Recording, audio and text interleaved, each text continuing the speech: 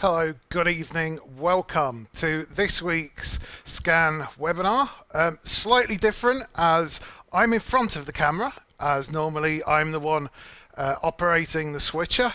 My name is Tom Autobot, and here is the Traktor Kontrol S5.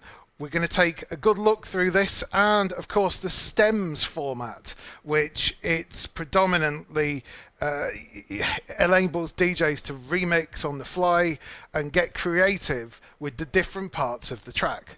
So let's go to a bumper, and when we get back, let's get on with some Traktor.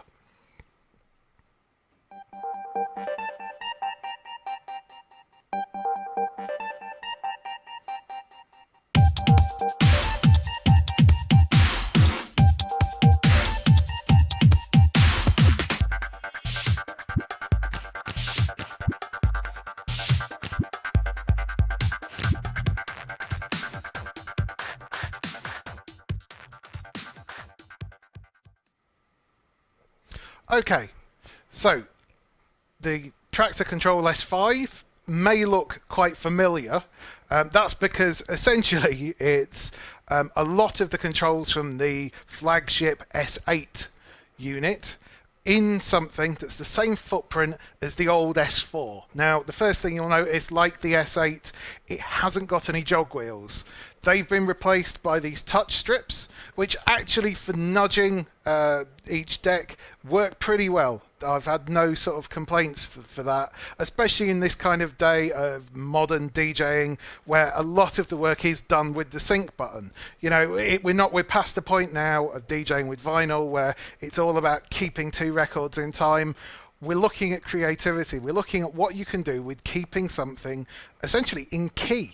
This has been a strange concept because obviously with vinyl there was very little you could actually do apart from tune selection, and even then if you had two tunes that were the same tempo, it didn't necessarily mean that they'd be the same key when they were, you know, they had to be exactly the same. So this really opens up the possibilities because we can key lock, we can pitch shift, you know. Traktor's pretty much one of the most powerful DJ tools that you can get, especially when it comes to the remix decks and now the stem functionality. So let's have a quick look at what a stem actually is. Now, what happens is when producers make a track, we often send stems away for mastering. So you may split it up into perhaps 10 different stems. So the drums, the percussion, the bass, you know, the vocals, all of which go over to the mastering engineer. They mix it, and that's how you end up with the finished track.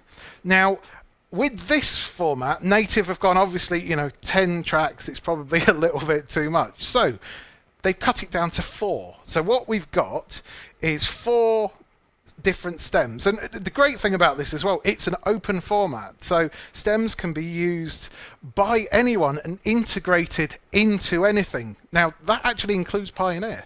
You know, it's not a closed door for this. They're looking for longevity of this format. And to be honest, it seems to work really well. So obviously for this, you can actually purchase stems from many of the download shops, like Beatport. You know, you can go and get stems of some really, really great tracks. This isn't, you know, the amount of labels who are supporting the format is absolutely enormous. So, unfortunately, YouTube, of course, won't let us use any of those because of copyright control. So, I knocked up a couple of quick tracks yesterday. So, to give you an idea of what we can do. So first off, if we want to swap over onto the overhead shot, please, Matt. We're going to start off on the left-hand deck. Now this is laid out much like the S8. What you will notice, there's none of the volume faders, but we'll come to how that works in a second. So when you load up, you can load from the unit and you get a browser on the built-in screen here. So we'll load up this track. As you can see, when it's loaded as a stem, you see the different colors here. that indicates that it's a stem. I can actually look at it in the conventional waveform, as you would do with a single track, but let's go back to the stem. So it basically opens the whole file out. So let's just give you a little play through this. This is a little bit of Ragga Jungle. Now you'll notice here, actually, I didn't have all the stems turned on. So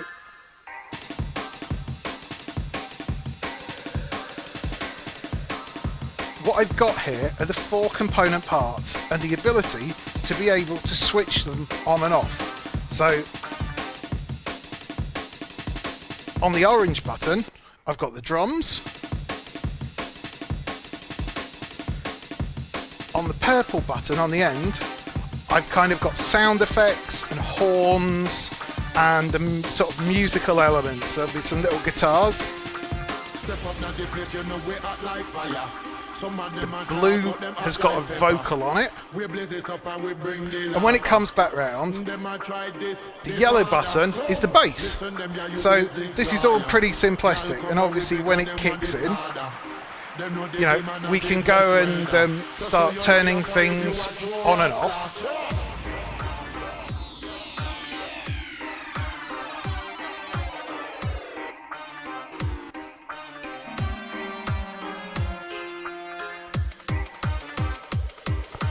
Now essentially this works in the same way as any normal deck. So all of the functions that are available to you, such as looping or flux. So I'm going to turn flux mode here. So the changes that I make, the track remembers the position it's supposed to be in. So as you can see, I can turn different stems.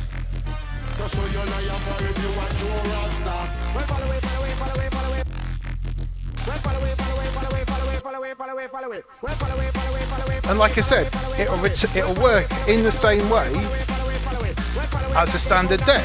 So I can turn the looping on.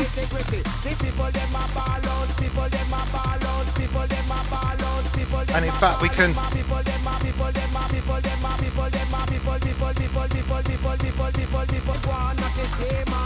and it jumps right back to the start of it. So it's pretty versatile with that. But essentially with stems, it's actually about being in the mix with them. It's great that I can turn things on and off, but this really aids creative mixing.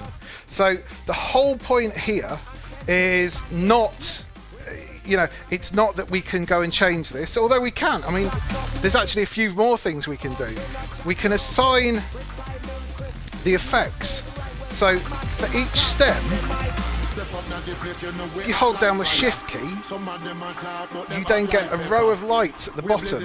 And I can then choose actually what stem to send. Now we can send all of them to the effects, or we can just send one. So let's just send the vocal.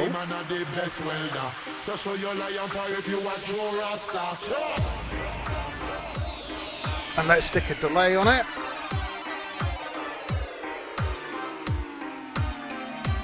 Now obviously the vocal's finished, so let's get some horns. Bit of a beat sizzler.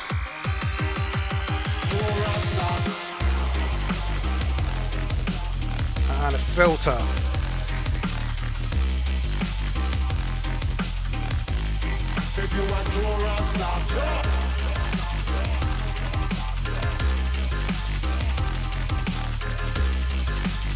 And again, remember, I'm only affecting this one.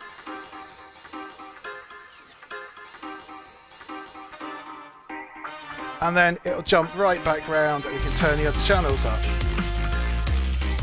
So that's one way of looking at the stems. So we've got some controls there. And in the same way, you'll notice there aren't any faders. So let's have a look. At the bottom here, when I'm in the normal mode, these lights are sort of light blue. But essentially what that means is I can tip into them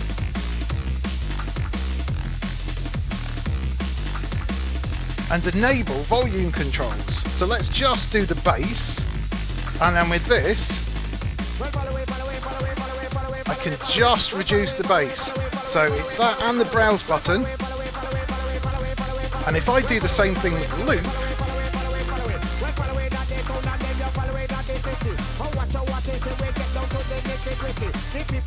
I can filter.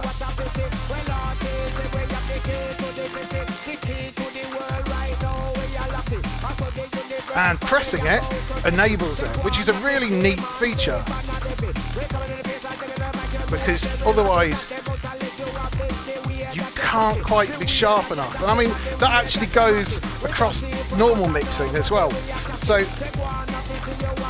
one of the lovely things that this has got against the S4 is this filter cut button. So it comes into a normal mixer channel here in the middle, and the filter just means that I can drop back into the full range track.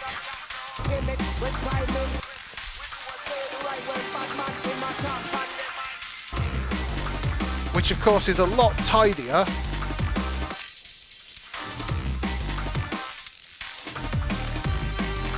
And also you don't, as you see there, it's quite easy to drop into the low pass filter. So you can do a lot more juggling that's actually on beat. So I'm going to go back to the start on this and then show you another way of kind of getting creative. And realistically, coming from the drum and bass world, there's a phenomenon known as double dropping, which is where you play the main sections of two records together. And there's certain DJs like Andy C who are sort of well known for being absolute double drop monsters. So with this, it really opens it up. Now, I've been doing a bit of a style of mixing for a while where when I've been trying to do double drops, I've been swapping the bass channels between the two tracks. But as you'll hear, it sounds a little bit messy. So we're going to set off these pair of tracks going, and I'll bring them both up.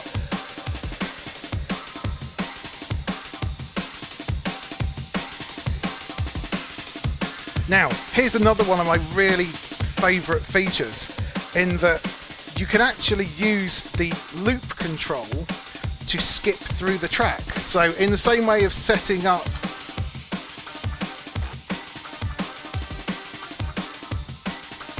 a loop, let me just turn that off and then I can enable loop mode again. I can set this to 32 beats. Now, the genius here is that if you're already playing one tune, you can actually skip through the track. So if you're trying to line up the double drops,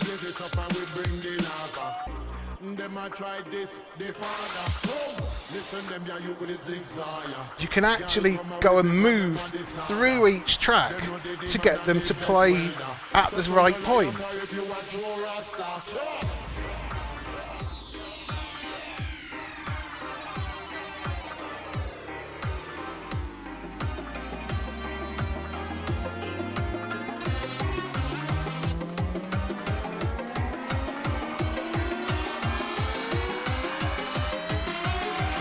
So, with a normal double drop,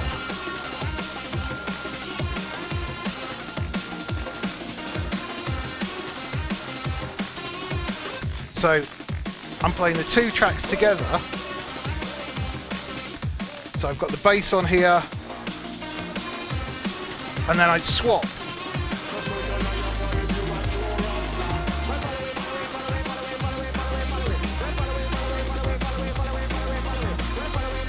Now I've actually just remembered I've got the filter enabled on the bass here.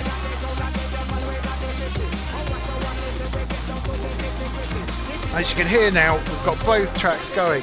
It's very messy. So although they're in key and they're in time, so there's one bass. Just sorry, my MacBook went to sleep there for a minute.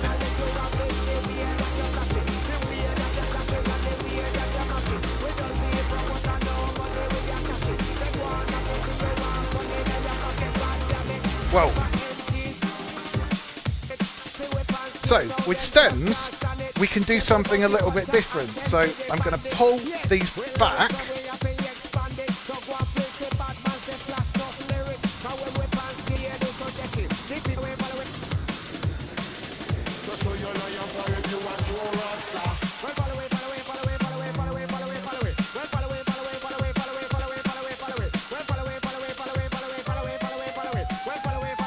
And then let's try double dropping.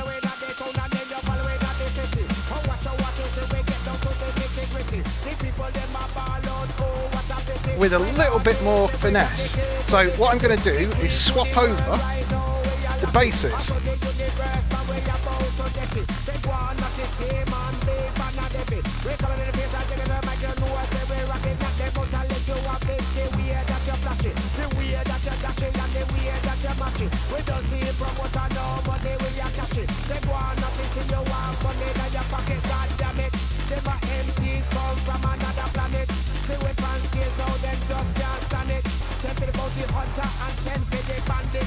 And then swap over to start with the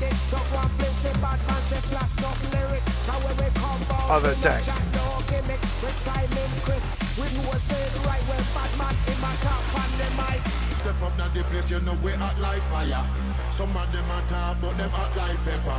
Now I can still use the filters that are on the channels.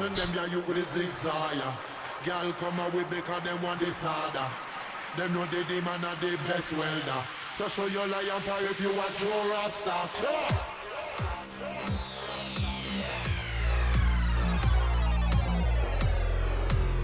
Now, what we're going to have a look at now is kind of what you can do when different tracks have got different type of rhythms. So you can really go and change things up.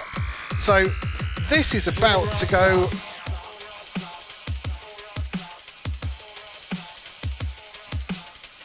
and drop into a half-time rhythm. Now, if I rewind this one, now obviously when you're actually DJing, you can do this with a set of headphones.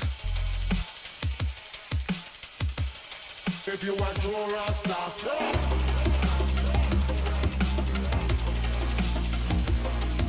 so instead of the double time rhythm that comes in on the deck on the right, which would have been like that, I can go and use the halftime rhythm and the vocal track, and we'll bring some of the little dubby parts in as well.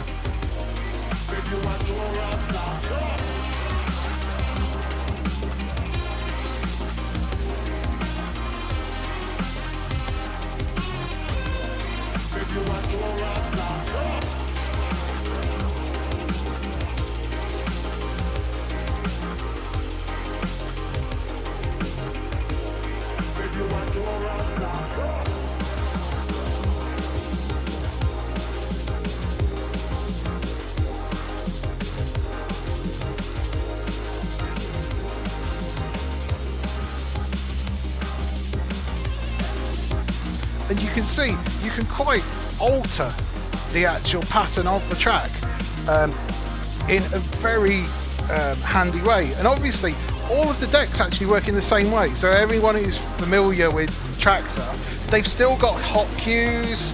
Everything's exactly the same as you would have expected. And again, I can just use little parts. So I'm going to turn the looping on here, and at the start of here I've just got a little kind of clattery amen. So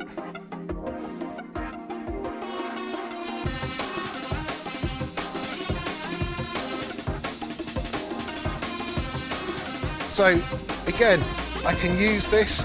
We can set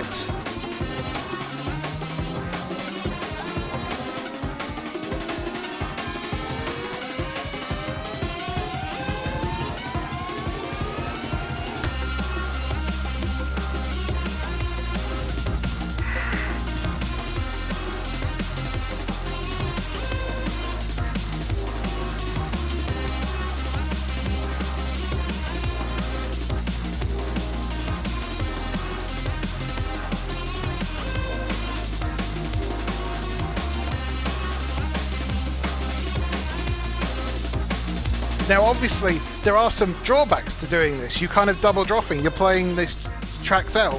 I've got both decks here that are both used, and obviously this is going to run out pretty soon.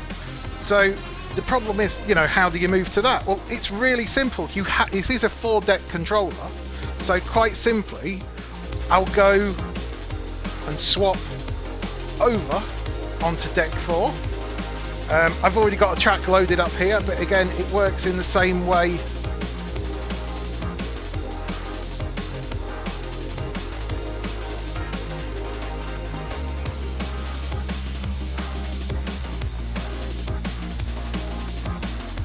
Now, the only thing that isn't actually on here is a search function.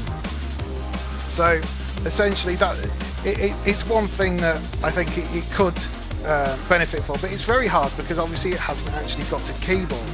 But the whole idea here is just that we can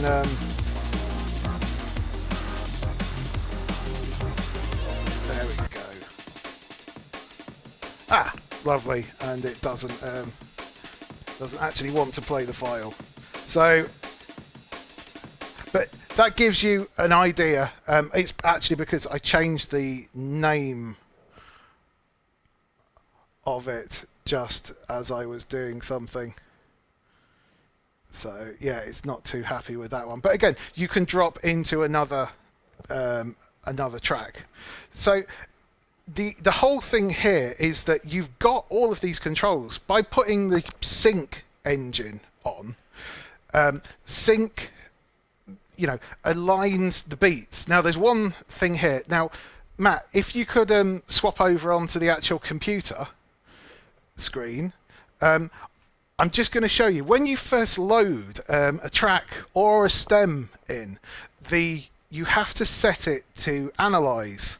So in this, in this case, I've got the slow boat stem that we brought in earlier, and you can actually see here on the right hand deck, the little 1 flag there is where Traktor auto detected, and it's got a little habit of this. All of the files I've bounced out of the sequencer and they all started at beat 1, but Traktor didn't pick it up. So what I've done is stick in a new start. You can physically see this, and obviously you can zoom in. So I'm zoomed right in on it there, and it's only a little fraction of a sample, but this is one of the keys to really effectively using sync as a tool and not as a cop-out. We don't want to be seen that this is cheating. This is about engineering blending. This is about doing things and, you know, making something new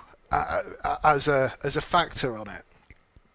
So what I've done is, this is a great tip for any Traktor user as well. If you've been worrying about how things just don't seem quite tight, when they load in, firstly, set up your cue points, zoom in manually to the start of the track, and just move to either you can sort of sometimes hear it, or you can certainly see it on the waveform, and then go and set another cue point, go back to the one that Traktor had done, in which case it was this, and then delete it,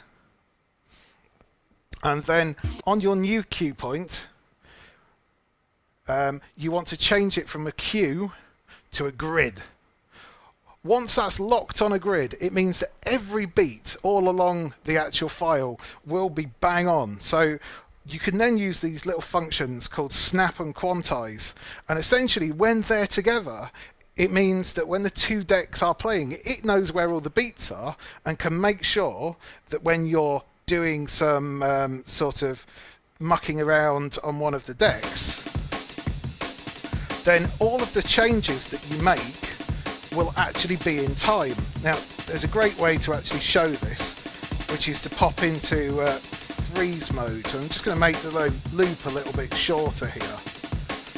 Now, freeze, when you're in loop mode, essentially cuts the beat up into 8 different parts. Now, I'm going to turn flux mode on, which obviously means it remembers where it is.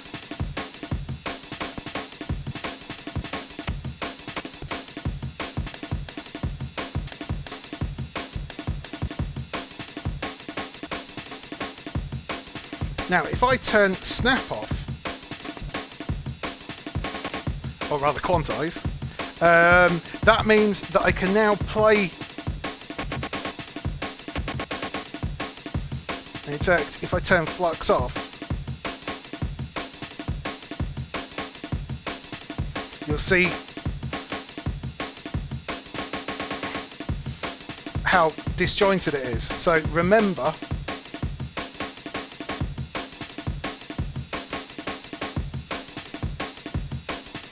then with Quantize on,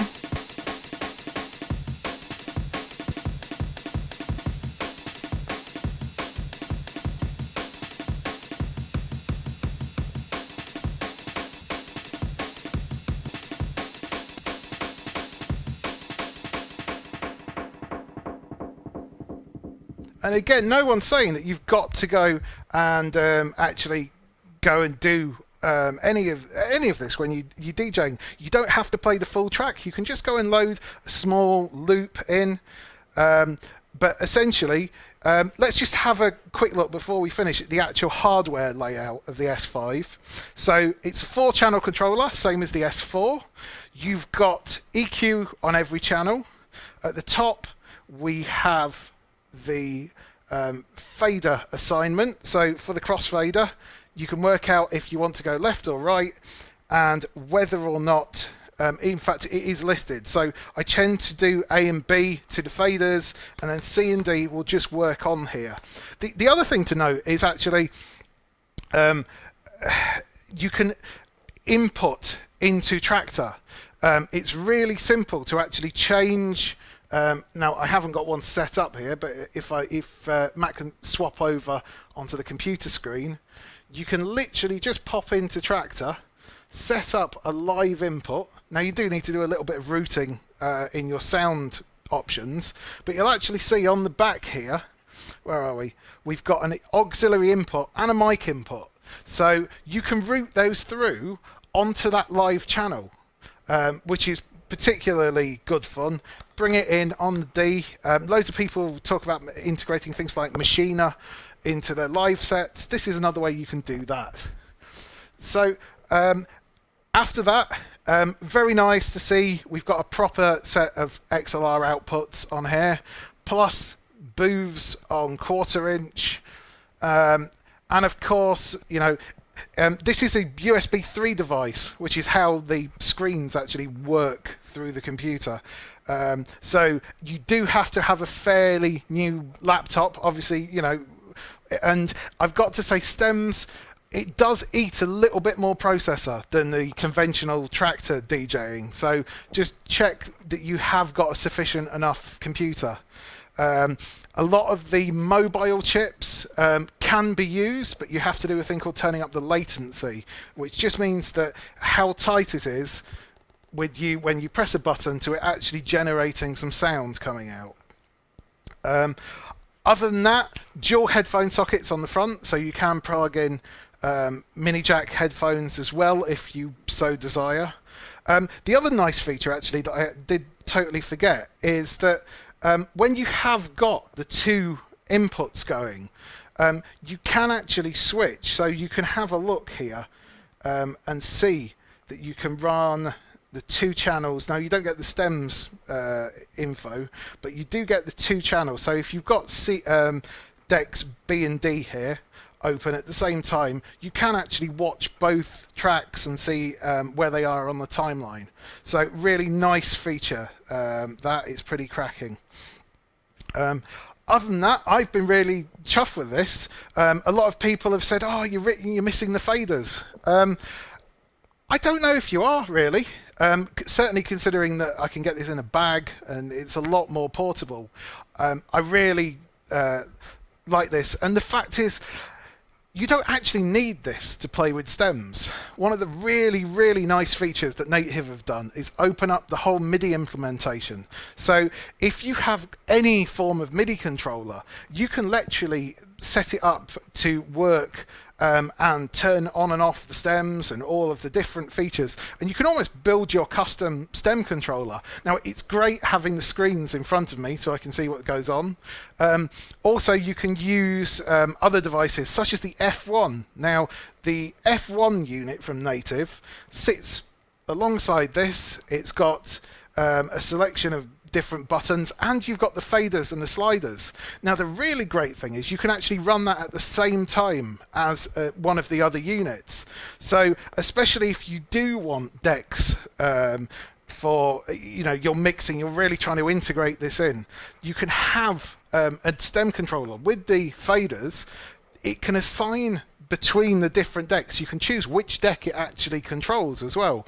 So I'd really advise, if you are serious and you really think, yeah, but I want something smaller and I'm going to miss the faders. Well, get an F1, or just get an F1 if you're a regular Traktor user, because it does open up the world of stems. And of course, this month, for the next couple of days anyway, you can get an F1 for only 99 quid. All of the other stem controllers are on offer, including the S8. So for the next couple of days, that's it. Then this fellow hits the shops. You're looking in the region of about 500 quid, which realistically, when you look at what you're getting with this, it is all the features of the S8 and the D2, but in the S4 footprint. That's essentially it. I'm going to, shall we just check we'll check the old chat room here. Don't think there's too many questions tonight, but I think that's about it. If you want any more info, please hit us up. Webinar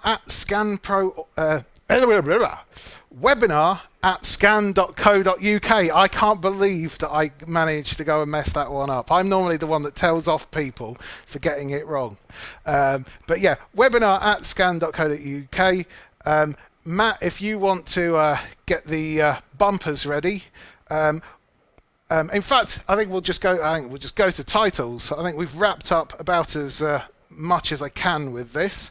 If you want any other help with Traktor, please hit me up. I am a Native Instruments certified ambassador. If you're trying to do some weird routing, especially internal audio into it, please, there's a webinar itself in that and the best way to do it. So thank you very much for watching. We'll see you for the next broadcast.